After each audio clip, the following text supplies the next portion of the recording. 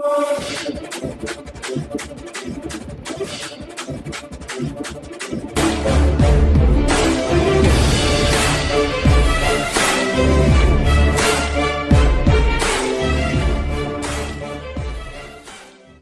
जी, आज राज्य स्तरीय कन्वेंशन है आपके, किस मुद्दे को लेकर है और क्या फैसला हुआ इसमें?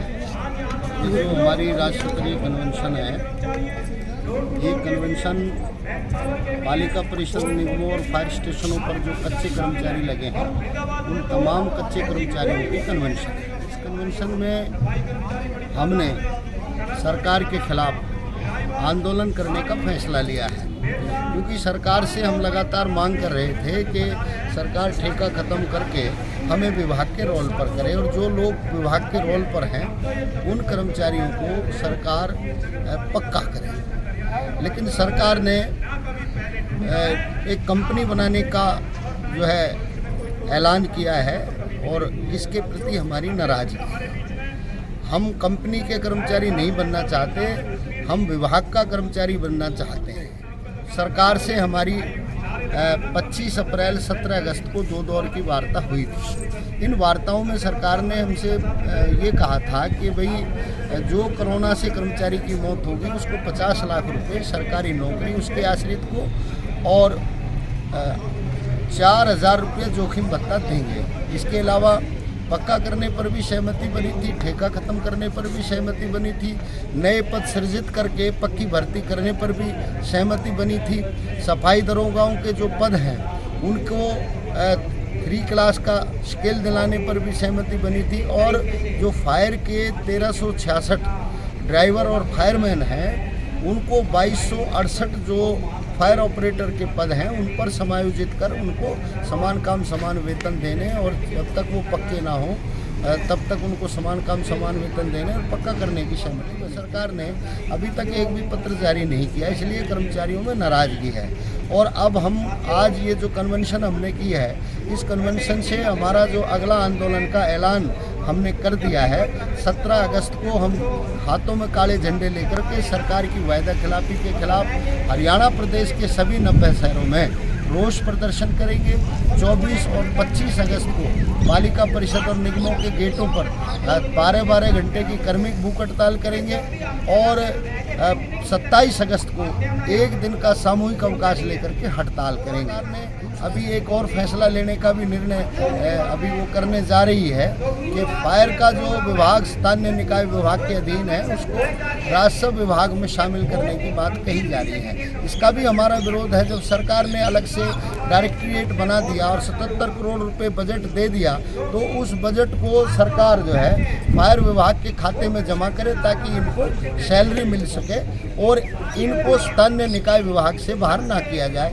अगर सरकार ऐसा करेगी तो हम निश्चित तौर पर इसका विरोध करेंगे। प्रधान जी, अगर सरकार एक तरफ तो कह रही है, अनिल विज जी का आया था कि भाई बयान कि भाई वो ठेका प्रथा खत्म करेंगे, नौकरी देंगे, दूसरी तरफ हर डिस्ट्रिक्ट के अंदर आउटसोर्सिंग पे या डीसी रेट पे लगाए जा रहे हैं सफाई कर्मचारी। देखिए, मंत्री जी या सरकार कहती कुछ है करती कुछ है, इनकी करनी और कथनी में अंतर है।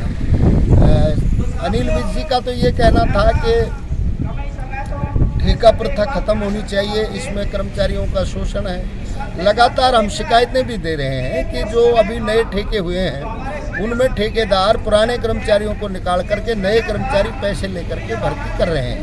ये पूरा मामला सरकार के संज्ञान में है, चाहे वो स्वास्थ्य विभाग का हो, ITI का हो, पालिका परिषद निगमों का हो या वो अभी जो फरीदाबाद में गोल्डफील्ड जो अस्पताल था, कॉलेज था, उसको अटल बिहारी वाजपेयी अस्पताल के नाम से दोबारा सरकार ने चालू किया, उसका मामला हो। ये पूरा संज्ञान में है। अब ये कह रहे थे ठेका ख़त्म करने की बात कर रहे थे, लेकिन इन्होंने तो एक कंपनी बना दी और कंपनी बना करके कर्मचारियों में उसको रखने की बात ये कर रहे हैं।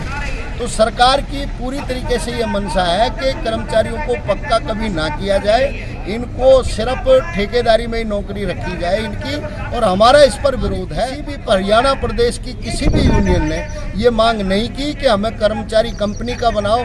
हमारी तो ये मांग रही है कि हम जिस विभाग में काम करते हैं उसी विभाग का कर्मचारी हमें बनाया जाए और पक्का किया। हर सरकार जो भी मतलब या विपक्ष में होती है या फिर सत्ता में आती है, विपक्ष में होते हुए कहते हैं कि भाई कर्मचारियों की समस्याएं हल करेंगे, सत्ता में आने के बाद उनका रुख भी वैसा ही हो जाता है जो पहले वाली सरकार होती है। निश्चित तौर पर आप देख सकते हो भाजपा की सरकार का 2014 का अगर आप इनका जो है चुनावी घोषणा पत्र देखोगे और अब 2019 का देखोगे तो इन्होंने कर्मचारियों से काफ़ी मतलब लोक लुभावने इन्होंने वायदे किए हैं, लेकिन एक भी वायदे को इन्होंने पूरा नहीं किया। इन्होंने कहा था कि प्रदेश में कोई सफाई कर्मचारी ठेके में नहीं लगेगा और जितने ठेके में लगे सबको पक्का करेंगे। ये 2014 का इनका घोषणा पत्र है। 2019 में भी इन्होंने कहा था। 1% भी इन्होंने किसी भी कर्मचारी को, एक भी आदमी को इन्होंने पक्का नहीं किया। उल्टा जो 2014 में पूर्ववर्ती सरकार द्वारा रेगुलाइजेशन की नीतियां बनाई गई थी,